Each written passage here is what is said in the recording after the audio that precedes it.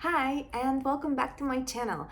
Today I want to be talking a little bit more about why I decided to go and try out self-publishing versus waiting for traditional publishing to maybe pick up one of my works. Um, in particular, I just want to preface this by saying that traditional publishing it's still a really good option, and I will actually be trying to get my young adult fantasy book published traditionally. So that's still there, because in my mind it makes sense for that to be traditionally published. However, now I started working on a crime series, a cozy crime series, that I would actually want to self-publish. And why that is for several reasons, honestly. Because I went to the London Book Fair, and what I found out was, things that I already knew, but it's different when you know something and when you realize that something is true. So what happened when I went to the London Book Fair and the Writer Summit that they had on the first day was that a lot of people were talking about traditional publishing versus self-publishing, and there were a few authors who were first traditionally published and then decided to go the self-publishing route, or they went directly through the self-publishing route. I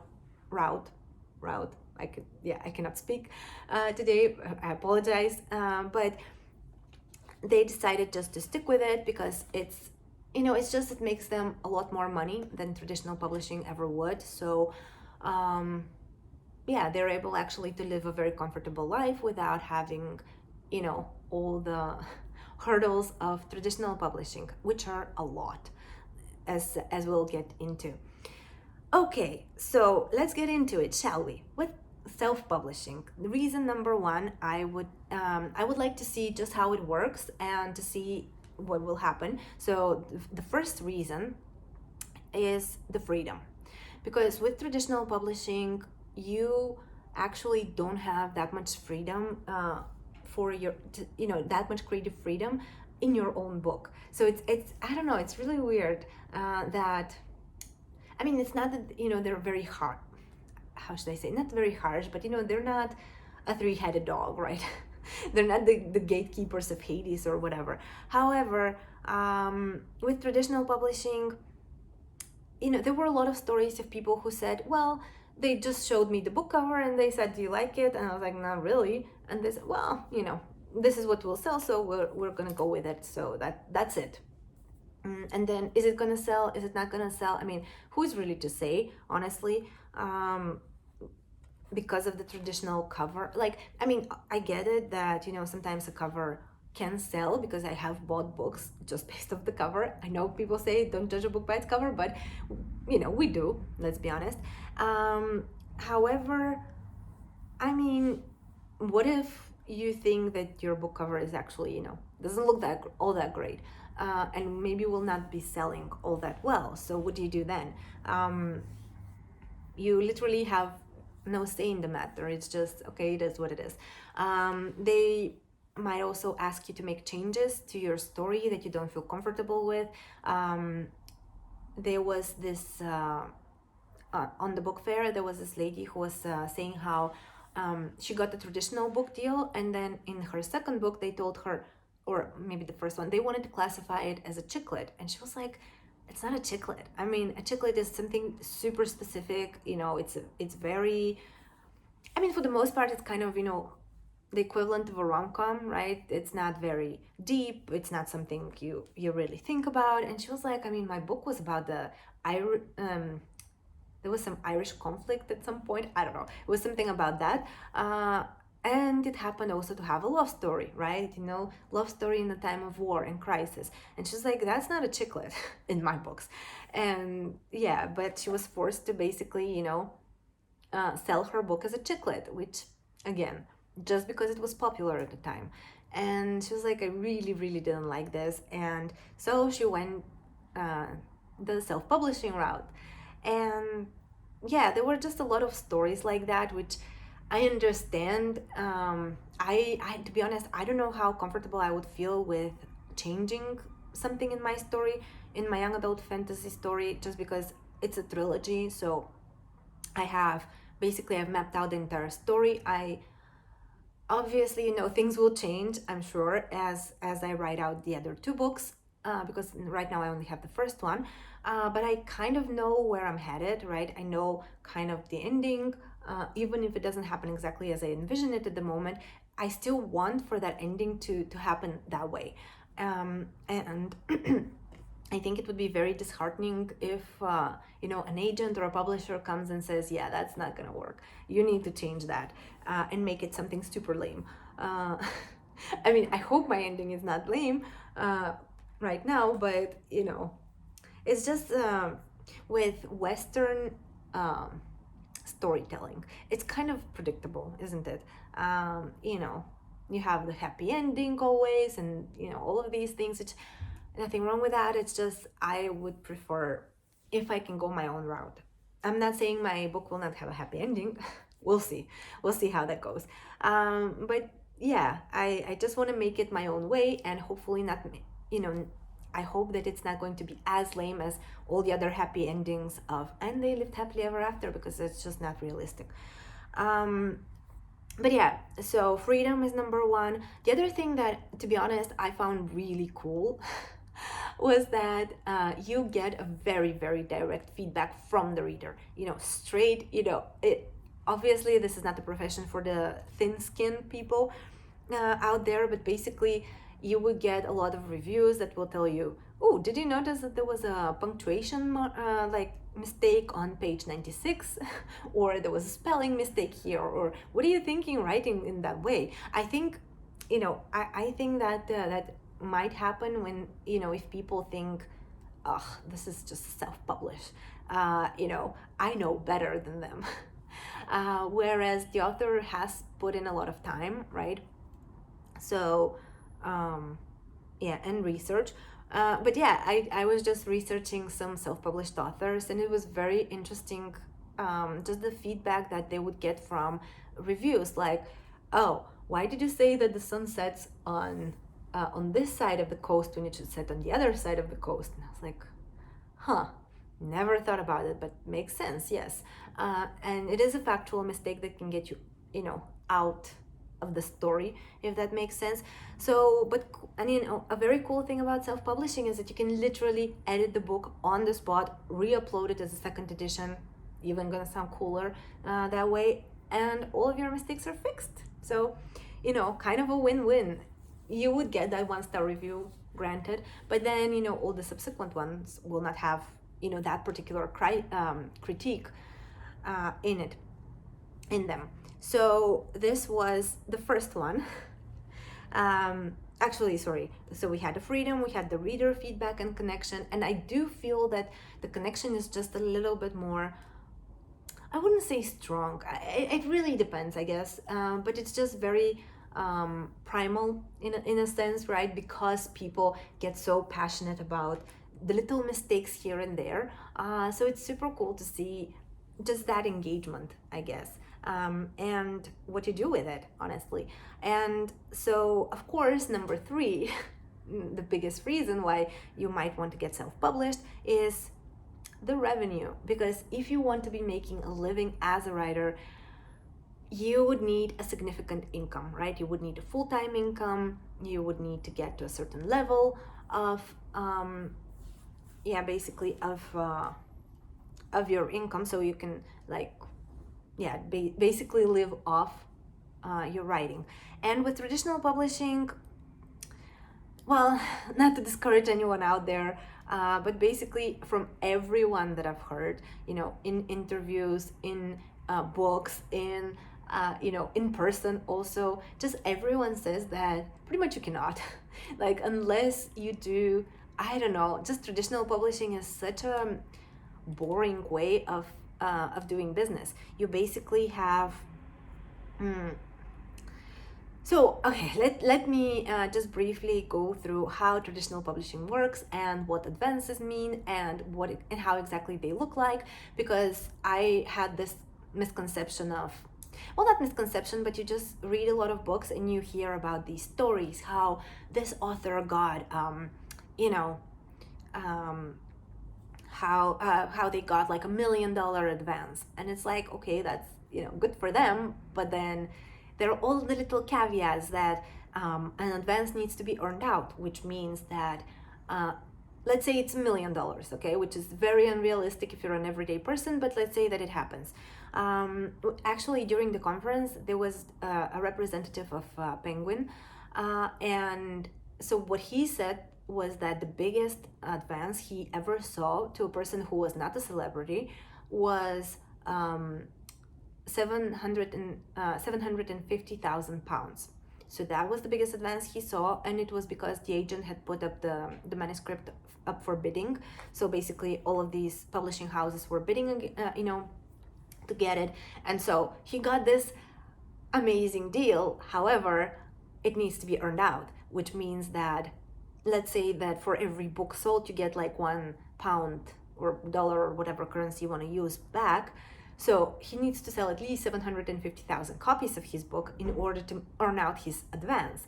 And only then is he going to start earning royalties on his book. And if he cannot earn this out, and what the representative of Penguin said was that he did not, the book did not sell that many copies. So in most cases, of course, depending on the contract, you need to pay that money back, okay? So it's just very, you need to be mindful of your contract. So advances, they don't come also at once. Your agent takes 15% off of them. Then you need to take into consideration where you live and how much you will pay in taxes, because that can round up to maybe 30, 40, 50% even. It really depends on where you live, maybe even more. And then it doesn't come all at once. So that's another thing to keep in mind. It comes in 3 installments usually. The first one when the book deal is signed, the second one when the book is physically printed and created, and then the third one is when the book is published, like officially out in the market. However, between the book signing and the publishing of the book, you have about a year to a year and a half, sometimes 2 years. It really depends on how fast the process is. Someone said that they did this in, I think it was like 6 months, and they said that is just such an outlier. It's just so unusual for this to happen in the industry, that they were very lucky. And I was like, okay, I mean, imagine, like it's very, how should I say it? It's very, honestly, unstable in my opinion. I know that they say traditional publishing is more stable than self-publishing, but honestly, is it really? Because you have, you work with deadlines, and then they pay you some advance, but then you cannot fulfill your deadline, so probably maybe you'll need to pay back the advance that you got. So how is that stable? You cannot really predict your income. And then what else? Oh, another thing that the guy said, which I found very, very interesting, was that the average advance that he that he could say in the industry for fiction writing. By the way, everything that I'm talking about is about fiction, because nonfiction is a little bit different, maybe a lot different, if I'm being honest. But anyway, so you have so the average advance that he saw was 20,000 pounds. I mean, can you imagine 20,000 pounds given to you, or even if dollars, euro, whatever currency you want to use, that in 2 years? So you would earn this in the scope of 2 years, and your agent will take 15%, the government will take however many percent, it's just so little. And for what? You're basically giving up all of your freedom control. You are signing off your rights. As far as I know, rights are paid separately, so that's another thing. But ultimately, how much, I don't know. It's just a lot. It just seems like not that much money for something that basically you would need to also market yourself, because the lower the advance you get, that means that the lower the confidence of the publishing house in your work is. In other words, they will not be, putting up a very big, what do you call that, like a marketing budget for it, and they're not really going to try and put it in all the best bookshops and just create a lot of book launches or anything like that. Maybe they'll have one, and maybe two, maybe you can go on TV, but for the most part it's something that you need to basically be doing on your own. What they said was that they would do the marketing, but they would expect you to do the publicity. In other words, to show up for events. And the way I used to think of it was, I mean, of course, they would be organizing the event and I would just be showing up. It doesn't exactly always work like that. If you're a small author, chances are you're going to have to, basically do the organization also on your own. So, at the end of the day, I was like, okay, so I'm not going to get the marketing. I'm not going to get the editing. I'm not going to get, also all that much money, but I'll be giving up my rights. And like, why would I even do that? Like, it's just, it doesn't sound like a very good deal, honestly. And yeah, and then you have the royalty rate, which is, so for paperback is about 10%. It goes between 10 and 15%, I think, the average. And then for hardcover, it's 20 to, no, sorry. Yeah, it was about 25%. So between 20-25% is the average for hardcover, and then for an ebook it's between 20 and 30%. But again, like, why would you do that when you can earn up to 70%? If you're self-published, or even more, depending on where you want to sell and how you want to sell it. So yeah, it's just, you have all of the disadvantages, all the work you are gonna be, you're gonna have to do yourself anyway, and then some other people are just taking your money. And I think the only difference, well, not difference, like the only benefit, I would say, from traditional publishing is that you get to say that you've been traditionally published, which holds a certain weight, right? It does sound more professional. You've been validated by these gatekeepers, so you do get a little bit more, your confidence is probably going to be better because of it. So I don't know. I mean, I do see also the benefits in general. Maybe it's also a little bit easier to get on TV. It's a little bit easier to, get on the New York Times bestseller list. Probably, I wouldn't know, but as far as I know, you can also pay your way into the list. But anyway, so maybe that can work. However, it's just very, I don't know if it's worth it, if I'm being honest. I mean, as I said, I will still be sending out query letters to agents. It's just a very long, tedious, and disheartening process. Like the people at the conference, the agents kept telling us, oh, don't send to 100 agents, send to 10, and then wait for their feedback, and then when you hear back from them, only then do you should you continue with the next 10. And I was like, I mean, do you know how long it takes, first of all, to send to 10 agents? You send them letters, they don't get back to you. I mean, some of them get back to you fast, usually, I mean, usually in my experience, with the rejection.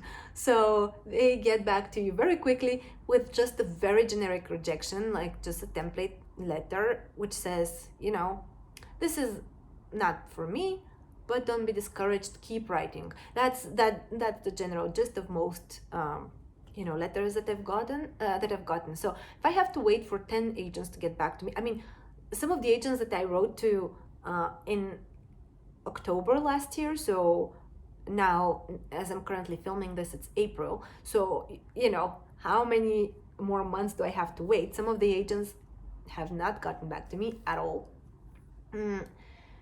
And yeah, the thing is, you would receive a lot of rejections. So I mean, out of all of the letters that I've sent, which now, in all fairness, I stopped querying agents in January because of personal reasons, but I will resume in the upcoming in the near future, because it also takes time. I mean, my God, like every agent has different requirements, and every agent, so you need to go to their specific website, you need to research them, you need to see what the requirements are. You need to see what who they represent, what books they've represented. So in your query letter, you need to make, you need to write all of these specifications, like why you want to work with them. Maybe you can research them on social media. Then you need to adhere to every single thing that they're looking for, which is, some agents want for you to send 5 pages of your manuscript. Other people want 10 pages. Some want 50. Some, like one woman wanted the whole manuscript. Also, you should pay attention. Is it in a Word format? In most cases, it should just be copied in the body of the letter that you're sending. But yeah, sometimes it's in a Word format. Other times it's in a PDF. Very rarely, by the way, the requirement is for a PDF. Then what else? Then you should you should maybe send them an email, or you should write to them through Query Manager or an online form. And it's just, also one other thing that I find just very funny. But then you have the submission guidelines for the agency, and then you have the submission guidelines for the agent, and they're different. So what do you follow? I mean, in my opinion, you should follow the ones for the agent, but I'm pretty sure I got one rejection because I didn't follow, like I was following the guidelines of the agent, but there was one specific thing in the guidelines of the agency that I didn't follow. And yeah, again, I don't even know if you read my query letter, but anyway, there are just so many requirements. It's crazy, it's insane. And in the end, you get for it not even a courtesy email sometimes. So it's just very disheartening. It's also, another thing is that I don't know if I should be talking about this, but it's just very disheartening to see that every agent is looking for just very okay. Yeah, it's just a very long and tedious process. So I don't know. And in the end, is it worth it? I mean, what if the agent is just, I don't know, like I saw this agent, quote unquote agent, when I was doing my research. I mean, she looked to be 20 years old and a writer. And, she had this photo shoot where she was dressed like Little Red Riding Hood, I guess. And, she was doing all of, these mysterious faces, and had shots in like this forest, and how she was with her red hood. And I was like, who is this person? How can she represent me? Like, how can I trust that she's going to, I mean, first of all, does she have any contacts with, I mean, obviously that's not needed, right? You establish yourself and all of that, but how am I going to trust that this person, that my book will be in safe hands with this person, honestly? Like, so it's just this whole process. It's so convoluted, I guess is the word. But yeah, so this is traditional publishing. And then going back to self-publishing, it just gives you so much more freedom. So for the most part, you will be earning a lot more money. One of the best options, I would say, if not the only option. There are other options, don't get me wrong, about self-publishing. However, unfortunately, Amazon seems to be the best one on the market as of right now. So I have here, this is their flyer from the conference. And basically, you have several avenues that you can pursue. So first of all, you have the royalty rates, which vary between 35% or 70%. 35%, so the 35% mark is based on the file size, so how long your book is, because some books apparently, I guess if the file size is not too big, like you cannot really price them at a certain, I mean, you can price them, obviously for whatever price you want, but unless, I guess they see that this is a substantial piece of work, they're not going to give you the option, as far as I understand, to just, get more than 35% royalty. But yes, if the price is, if your file size is, above a certain size, then you get the 70% royalty, and also royalty is based on your pricing. So for the US, between $2.99 and $9.99, you get 70% royalty. So this is the only margin that you get. If you price your book below that, or if you price it above that, you get 35% royalty regardless. Like, that's just how it works. You cannot go above that. And then for different markets it's different, right? For the UK, because I thought it was the same everywhere, right? I thought, okay, so if in the US it's $2.99, obviously in the UK it should be $2.99 as well. But turns out not really. In the UK, I think it fell, I might be wrong now, but it fell to 1.72. I think it was around that pounds. So if your book in the UK market is priced at $1.99, you still get 70% royalty, which is awesome.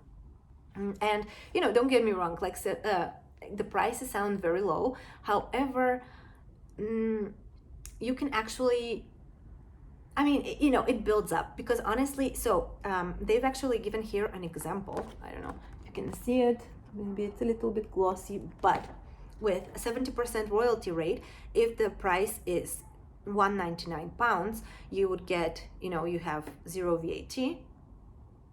Okay, then you have delivery costs. To be honest, I don't know why you get delivery costs with 70% royalties, because it's a digital book, but anyway, you have like 10 cents, or rather pence, right? 10 pence. And then so the royalty comes down to £132 per book, which is, in my opinion, is pretty good, considering that probably you would be getting the same deal with a traditional publisher, only you would have to wait longer, you would have to waive your rights, you would have to go through all of these hoops, and in the end, for just that amount of money. And yes, for another thing, by the way, is that Amazon offers on-demand printing, which, if you think about in general the book industry as a whole, basically it operates under a lot of presumptions. So for example, if I get my book traditionally published, it needs to get printed, right? It needs to get a certain number of copies printed before the official launch. So what that means is that if my book doesn't sell, those the unsold copies are just gonna sit somewhere and gather dust. So basically you would have a lot of resources just that have been wasted, essentially. So it's not very green. It's not very sustainable. So I actually really like what Amazon have done with the paperback and hardback printing. Basically, you would still need to do your own formatting, you would still need to create your own cover for it, but they do everything else. So if you put your book up for to have a print edition, they will take care of the printing for you. You can choose, by the way, your own paper, which I thought was really cool, and I never thought about that. But yes, you can do your own. You should choose your own paper, and then they will do all the printing, and they will just ship the book to whoever ordered it. And that's pretty cool, isn't it? You don't have to worry about these things. And as far as I know, and as far as I saw other people just showing demos and things like that, it's not that hard, it's not that difficult to do. So why not? It sounds super cool, doesn't it? And okay, so this is it when it comes to royalties. And then with Amazon, you have several options. You can upload only your one book as a one-off, and that's it. And you can just put it up as a regular ebook for Kindle. Another thing you can do is actually take part in their KDP. KDP stands for Kindle Direct Publishing, so KDP Select, which is their program. I know that some people don't like it, but honestly, I don't see any downsides. Well, there are some downsides to it, but what that means is that your book can be sold only on the Amazon platform. And that means that you cannot be selling it directly through your website. So because, for example, if you sell directly books through your website, maybe I think the royalty rates go up to 90%. So I mean, that's pretty cool as well. However, for an emerging author, I think that's not ideal. If you don't have a really big platform already, honestly, who is going to buy your books? So your best bet would be just to, trust that the Amazon algorithm is going to support you in that way. There isn't, I mean, people say that it favors, that the Amazon algorithm favors books that are in the KDP Select program. And I can see why. I mean, even if it's not, intentional, but I think it's intentional, of course. Of course they would want to promote their own program. So with KDP Select, you get, so also another thing to say is that KDP Select lasts for 90 days. So if you choose later on, to take your book outside of, outside of the program, you have the freedom to do so. No one will say anything. There's just literally one checkbox that you need to mark, and that's it. And another cool thing is that with KDP Select, so they offer, I think it was 5 days where of promotion for your book, where within the 90 days, where you can offer your book for free, or you can offer it for a really discounted price, let's say 99 cents, let's say. The cool thing about this is that even if it's on promotion, if you qualify for the 70% royalty, you will still get 70% royalty, even if it's, even if your book is $1. And then what else? Yes, so you have the 5 days. You don't have to take them in sequence, so you don't have to have a promotion that runs for 5 days straight. You can do 1 day this month, 2 day the next month, and 2 day the month after. And yeah, that's it. And honestly, it sounds like a pretty good deal. I know what you might be thinking. Oh, but my money, my margin. I wouldn't think like that, honestly. I mean, I'm still yet to upload my first book on Amazon, but honestly, reviews are so much, more important for the algorithm. You need to reach certain number of reviews to get to, for Amazon to get to recommend your book in their newsletters, which is super cool, right? You do need, certain types of reviews as well. You cannot really have reviews by family and friends, unfortunately. So, I mean, if it's not a verified purchase, you can start actually the review by saying, I was gifted this book by the author. And then, they can continue their review. But basically, yeah, this is not tolerated and the reviews get taken down, unfortunately. Another cool thing is that with KDP Select, I'm actually not sure, because some writers were saying, like some authors were saying it like one and the other are interchangeable, but I'm not 100% sure if that's the case. But with KDP Select, you also have the option to put your book up for Kindle Unlimited.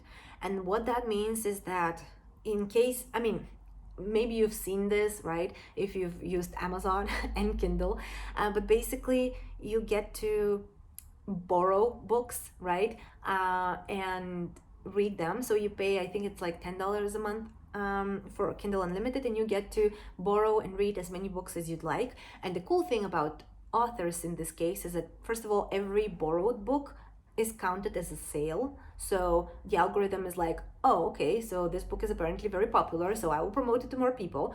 And so that's super cool, A. And B, you actually get paid for every page that was read from your book. So even if people don't finish your book, you still get paid. I mean, the price per page is like, it's not even 1 cent. It was like 0.0004 something.